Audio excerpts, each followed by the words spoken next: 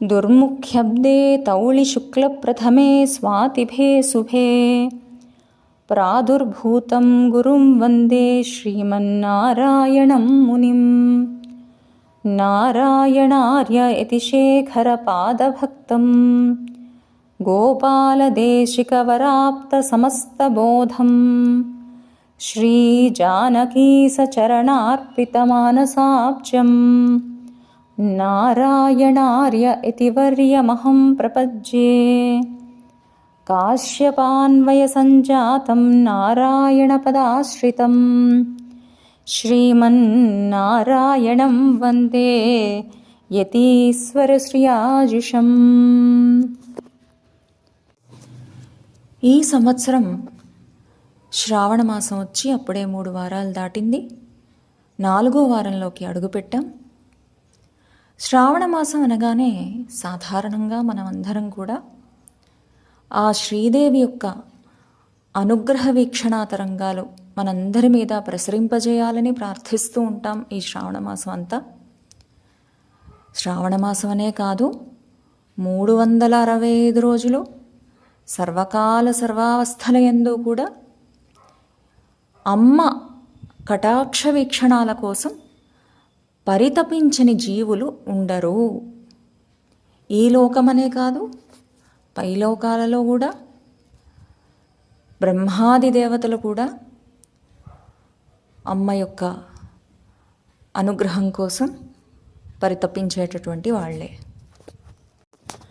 అయితే మనందరం భగవంతుని యొక్క మాయా అనే పొరతో కప్పబడి అజ్ఞానమనే అంధకారంలో బతుకుతున్నటువంటి వాళ్ళం కాబట్టి అమ్మని లౌకిక విషయ రూపేణ ధనం కావాలనో బంగారం కావాలనో ఈ విధంగా ప్రార్థిస్తూ ఉంటాం. ఈ భూమి మీదకి భౌతికంగా మనం రావడానికి గల కారణమైనటువంటి తల్లి ప్రేమకే ఎంత గొప్పతనం ఉన్నది అన్నది మన పెద్దలు చెబుతూ ఉంటారు, మనం వింటూ ఉంటాం. అలాంటిది 14 భువనాలకు అన్ని లోకాలలో ఉన్న దేవతలకైనా ఇక్కడున్న మానవులకైనా ఈ జగత్తునంతటికీ తల్లి అయినటువంటి ఆ శ్రీదేవి ప్రేమ వాత్సల్యం మన మీద ఎంత గొప్పది అన్నది ఈరోజు ఈ వీడియోలో తెలుసుకుందాం. మనం అమ్మ ప్రేమని ఒక చిన్న ఉదాహరణతో చెప్పుకుందాం. మనం ఒక స్తోత్ర పాఠం పఠనం చేస్తున్నాం అనుకుందాం. అది ఒక 100 శ్లోకాలతో కూడి ఉంది. ఇవాళ ఒక 50 శ్లోకాలు చదివాం, ఇంకొక 50 శ్లోకాలు రేపు చదువుదాంలే అనుకున్నాం. వెళ్ళాం లక్ష్మీనారాయణుల దగ్గరికి. వెళితే స్వామి అంటాడు, సహజంగా తండ్రి కాబట్టి కాస్త కఠినంగా ఉంటాడు కాబట్టి వెళ్ళి మిగిలిన 50 కూడా చదువుకొని రా అంటాడు స్వామి. అప్పుడే నిన్ను అనుగ్రహిస్తాను అంటాడు. కానీ అమ్మ అలా కాదు. మనం ఒక 5 శ్లోకాలు చదివితే చాలు, అయ్యయ్యో 5 శ్లోకాలు ఎందుకు చదివేవరా, ఒక్క శ్లోకం చదివితే చాలదా, నేను నిన్ను అనుగ్రహించనా అనుకుంటుందిట తల్లి. మనం ఎక్కడ శ్రమ పడిపోతామో అని. అంతటి వాత్సల్యం అమ్మకి మన మీద. అనుగ్రహించడంలో అమ్మ ఎప్పుడూ స్వామి కన్నా ఒక మెట్టు ఎక్కువలోనే ఉంటుంది అని భాగవతోత్తములందరూ దానికి ఒక చక్కటి ఉదాహరణ చెప్పారు మనకి. ఇదివరకు వీడియోలో కూడా మనం చెప్పుకున్నాం. ఇది రామాయణంలో రామచంద్రుడు తన వద్దకు వచ్చి శరణాగతి చేసినటువంటి వారిని అనుగ్రహించాడు. ఆయన ఖచ్చితంగా అక్కడ చెప్పాడు కూడా. విభీషణుడు వచ్చి శరణాగతి చేస్తే సుగ్రీవాదులకి ఇష్టం లేదు రామచంద్రుడు అనుగ్రహించడం. కానీ రామచంద్రుడు చెప్తాడు అక్కడ, ఇప్పటికిప్పుడు రావణాసురుడు తన తప్పు తెలుసుకొని వచ్చి నన్ను శరణాగతి చేసినా రావణాసురుణ్ణి కూడా నేను అనుగ్రహిస్తాను అని చెప్పాడు స్వామి. అంటే తన వద్దకు వచ్చినటువంటి వారిని మాత్రమే అనుగ్రహించాడు స్వామి. కానీ అమ్మ అలా కాదు. తన వద్దకి వచ్చి శరణాగతి చెయ్యకపోయినా వారిని అనుగ్రహించింది. దానికి ఉదాహరణ రాక్షస స్త్రీల రక్షణ. తనని అంత బాధ పెట్టారు.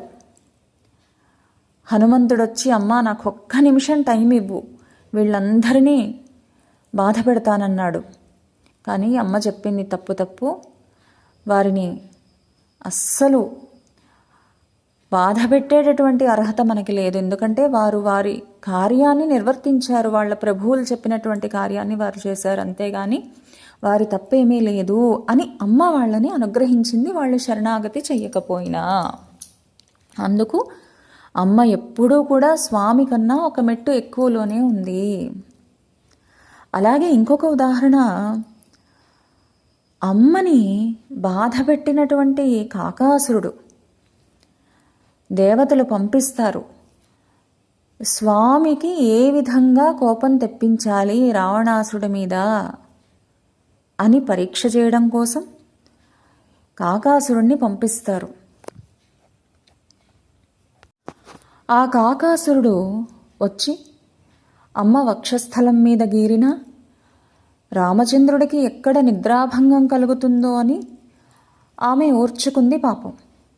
ఆ తర్వాత రాముడు లేవడం, చూడడం, కోపం తెచ్చుకోవడం, ఒక దర్భపుల్లని మంత్రించి బ్రహ్మాస్త్రంగా కాకాసురుడి మీద వెయ్యడం మనందరికీ తెలుసు. అయితే కాకాసురుడు ఆ బ్రహ్మాస్త్రం నుంచి తప్పించుకోవడానికి లోకాలన్నీ తిరిగారట. ఏ లోకంలోనూ ఎవరూ కాపాడలేకపోయారట. ఆఖరికి ఆ కాకాసురుడు వచ్చి అమ్మ పాదాల దగ్గర పడితే అమ్మట పాపం తనకి అంత హాని చేసినటువంటి ఆ కాకాసురుణ్ణి కాపాడడానికి ఆ కాకాసురుడి యొక్క తలని వెంటనే తన పాదాల వైపు ఉన్నటువంటి తలని రామచంద్రుడి పాదాల వైపు తిప్పిందిట. వెంటనే ఆమె శరణాగతి చేస్తున్నట్టుగా. అంటే తనని బాధ పెట్టినా కూడా వారిని కూడా అనుగ్రహిస్తుంది అమ్మ. స్వామి సృష్టి స్థిత్యాదులు చేయడానికి అమ్మే కారణం. అమ్మ ఆమోదంతోనే ఈ సృష్టి స్థిత్యాదులన్నీ చేస్తాడు స్వామి. చూడండి, మన ఇంట్లో ఎవరైనా వాళ్ళు చేసేటటువంటి ఉద్యోగంలో కావచ్చు, వాళ్ళు చదువుకునే చదువులో కావచ్చు, ఒక మంచి పేరో ఒక మంచి గుర్తింపో తెచ్చుకున్నారనుకోండి, బయట వాళ్ళు ఎంతమంది ఎన్ని రకాలుగా వాళ్ళని పొగడినా కూడా మనం వాళ్ళని పొగిడితే వాళ్ళకు వచ్చే ఆనందం వేరు. అంటే వాళ్ళ కష్టాన్ని మనం గుర్తించామని, వాళ్ళ కష్టాన్ని మనం ఆమోదించామని వాళ్ళు ఇంకా ఆనందపడతారు. అలాగే స్వామి సృష్టిని అంతటినీ చేస్తూ ఉంటే అమ్మ తన కనుబొమ్మల కదలికల ద్వారా దానికి ఆమోదం తెలుపుతుందిట. ఆ చూపు ఎప్పుడైతే పడిందో స్వామి యొక్క శ్రమ అంతా పోతుందిట. మనకి తెలుసు లక్ష్మీనారాయణులది అన్యోన్య దాంపత్యం ఆదర్శప్రాయమైనదని. ఒకరు శ్రమ పడితే ఇంకొకరు చూడలేరుట. అమ్మ శ్రమ పడుతుందని తెలిసి అమ్మ శ్రమని తగ్గించడం కోసం ఆమె మొయ్యలేదని బరువైన ఆభరణాల్ని తానే ధరిస్తాట స్వామి. అలాగే స్వామి ఎప్పుడూ కూడా నిరంతరం ఆశ్రిత సంరక్షణలో ఉంటాడు పాపం. ఎప్పుడూ ఆశ్రిత సంరక్షణ ఎలా చెయ్యాలని కష్టపడుతూ ఉంటాడు. కాబట్టి ఆయన శ్రమని ఉపశమింపజేయాలని చూస్తుంది ఆ తల్లి. దీనికి కూడా ఒక చక్కటి ఉదాహరణ మనకి చెప్తారు పెద్దలు. క్షీరసాగర మథనం జరుగుతున్నప్పుడు అమృతం కోసం రాక్షసులు దేవతలు క్షీరసాగరాన్ని మధిస్తూ ఉంటే మనందరికీ తెలిసే విషయం. స్వామి వచ్చి పాపం వారందరికీ ఎంతో దన్నుగా నిలబడ్డాడు స్వామి. పాపం ఎంతకీ అమృతం రావటం లేదు బయటికి, అలిసిపోతున్నాడు, కంకణాలు జారిపోతున్నాయి, హారాలు కదిలిపోతున్నాయి, మణిహారాలు చిక్కులు పడిపోతున్నాయి, కానీ ఎంతకీ అమృతం రావట్లేదు. అప్పుడు స్వామి శ్రమని ఎలాగైనా తగ్గించాలని ఆ క్షీరసాగరంలోంచి అమ్మ ఉద్భవించింది. అయితే మరి అమ్మ ఉద్భవిస్తే ఏమిటండి స్వామి శ్రమ ఎలా తగ్గుతుందంటే ఆమె చూస్తేనే చాలు స్వామి శ్రమ తగ్గిపోతుందిట. అయితే మనందరికీ సిరి సంపదలు ఇచ్చేటటువంటి తల్లికి శ్రీని ఇచ్చేటటువంటి వారు ఎవరు?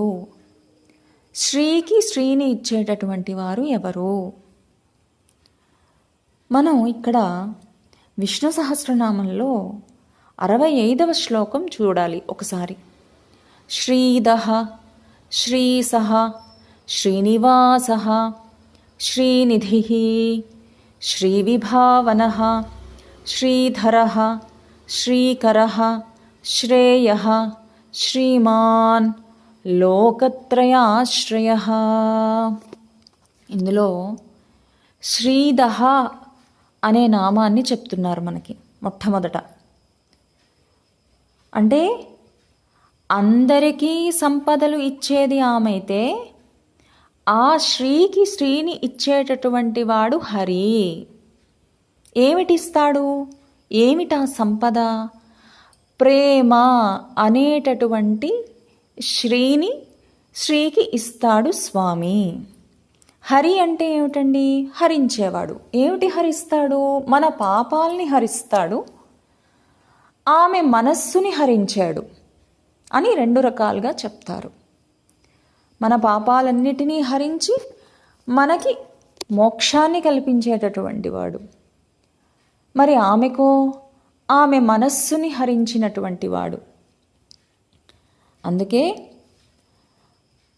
ఆమె క్షీరసాగర మథనంలో అందరూ ఉండగా కూడా అమ్మ కోరి చేరింది స్వామి వక్షస్థలాన్ని. అలాగే ఇంకొక నామం చెప్తారు, శ్రీసహ అంటే శ్రీకి ఈశుడు అయినవాడు. అలాగే ఇంకో విధంగా శ్రీదేవి ఎవరికి ఈశురాలు అయి ఉందో ఆయన అని చెప్తారు. ఈ విధంగా 2 రకాలుగా అమ్మ వల్లే స్వామి యొక్క గుణాలు ప్రకాశిస్తాయి. ఇక్కడ మనం ఒక చమత్కారమైనటువంటి సన్నివేశాన్ని సీతారామ కళ్యాణ ఘట్టంలోంచి చెప్పుకుందాం. సాధారణంగా ఒక వివాహ వేడుక అనగానే మనందరికీ తెలుసు, మగపెళ్లి వాళ్ళు ఆడపెళ్లి వాళ్ళ మీద, ఆడపెళ్లి వాళ్ళు మగపెళ్లి వాళ్ళ మీద ఒకరి మీద ఒకరు చెలోక్తులు చమత్కారాలు విసురుకోవడం మనందరికీ తెలిసిన విషయమే. సీతారామ కళ్యాణ ఘట్టంలో కూడా అలాంటి సన్నివేశం ఒకటి జరిగింది.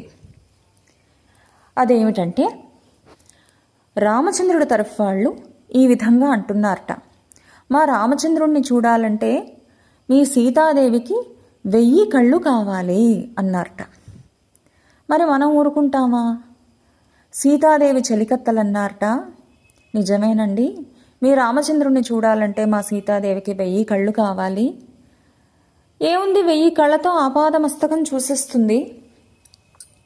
అదే మీ రామచంద్రుడు మా సౌందర్య రాశి అయినటువంటి సీతాదేవిని చూడాలంటే ఆమె యొక్క ఒక్కొక్క అంగం చూడడానికే 1000 కళ్ళు మీ రామచంద్రుడికి కావాలే అన్నారట వీళ్ళు. అలాని స్వామి ఏం తక్కువ కాదండి. సీతాదేవి అంటుందిట చెలికత్తెలతో, సఖీ నేను రాముణ్ణి అలా చూస్తూ చూస్తూ చూస్తూ ఉండిపోతున్నాను, ఏమిటో నాకు భయంగా ఉంది. నేను రాముణ్ణి అలా చూస్తూ చూస్తూ చూస్తూ నేను రాముళ్ళా మారిపోతానో ఏమిటో. ఒక పెళ్ళికి కావాల్సింది, ఒక దాంపత్యానికి కావాల్సింది, సంసారానికి కావాల్సింది ఒక పురుషుడు స్త్రీ కదా, నేను రాముళ్ళా మారిపోతే ఎలాగా అని భయపడిందిట ఆవిడ. అప్పుడు ఈ చెలికత్తలు అన్నారట, అమ్మా భయపడకు, రాముడు కూడా నిన్ను అలా చూస్తూ చూస్తూ చూస్తూ నీలా మారిపోతాడు. సో అప్పుడు ఏముందిలే, ఎవరు సీత అయితేనేంటి, ఎవరు రాముడైతేనేంటి, మాకు కావాల్సింది సీతారాములు కదా, ఆయన నిన్ను చూస్తూ సీతలా మారిపోతాడు, నువ్వు ఆయన్ని చూస్తూ రాముళ్ళలా మారిపోతే ఏమిటమ్మా, మీరిద్దరూ ఉంటారు కదా అప్పుడు అని చెలికత్తలు చెప్పుకొచ్చారట. అంతటి ఆదర్శ దాంపత్యం వారిది ఏ యుగంలోనైనా.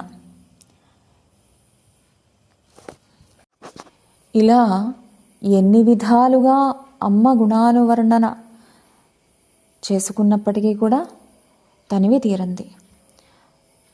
భాగవతోత్తములైనటువంటి భట్టర్ వారు అన్నట్టుగా ప్రాంచో విరించాదయ ప్రాచీనులైనటువంటి బ్రహ్మాదులు కూడా అమ్మ వైభవాన్ని వర్ణించాలంటే వెనకడుగు వేస్తారట, ఇంకా మనం ఎంత. కాకపోతే భాగవతోత్తములు చేసిన ప్రయత్నాన్ని కాస్త మన పెద్దలు తెలుసుకొని ఆ పెద్దల ద్వారా పరమాణువులో పరమాణు జ్ఞానం మనం తెలుసుకున్నా చాలు. అయితే అమ్మ అనుగ్రహం లభించాలంటే అమ్మ వచ్చే ముందు తన చెలికత్తెల్ని ముందుగా మన దగ్గరికి పంపిస్తుందిట. ఎవరు ఆ చెలికత్తెలు, ఎంతమంది, వారు లౌకికంగా ఎటువంటి ఫలితాన్ని మనకిస్తారు, అలౌకికంగా ఎటువంటి ఫలితాన్ని మనకిస్తారు, అమ్మ అనుగ్రహం ఏ విధంగా ఆ చెలికత్తెలు మనకి ప్రసరింపజేసేలా చేస్తారు అన్నది ఇంకొక వీడియోలో చూద్దాం. జై శ్రీమన్నారాయణ.